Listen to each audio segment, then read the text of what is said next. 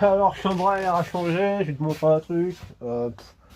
Voilà, la chambre à air, en fait, elle est collée dedans. Alors, comme c'est des tubeless au départ, ils ont mis il y a de la colle dedans. Liquide préventif qui a dû sécher, évidemment, mais il a séché avec la chambre à air. Alors, je vais te montrer ce que ça fait. Tu vois, alors je vais te montrer, je te montre ça. Regarde. Alors, tu vois, j'ai pas tout démonté. Et voilà, tu vois, ça donne ça. Tu vois, donc du coup, tu as le caoutchouc qui a fusionné avec tout ce qui est sec à l'intérieur. Donc quand tu enlèves dans la chambre à air, en fait, regarde, hop, bah, t'arraches aussi le fond de jante. Tu vois, et tout a fusionné ensemble, quoi.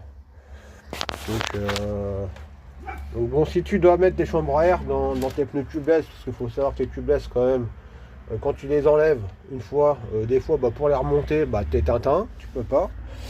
Il y a multiples astuces, ça marche pas tout le temps. Donc du coup, tu mets une chambre à air. Mais ce qui est très bien, l'idéal, c'est que tu nettoies ton pneu avant, tu le nettoies bien. Et après, tu changes ton fond de jante et tu mets ta chambre à air. Quand c'est pour dépanner sur place, bon, t'as pas le choix. Mais quand tu es chez toi, tu l'enlèves avant que ça fusionne.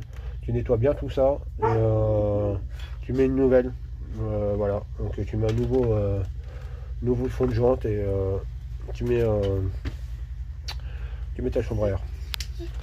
Donc voilà. Bon, pour plus d'astuces ou moins d'astuces, eh bien, tu t'abonnes. Allez, à plus.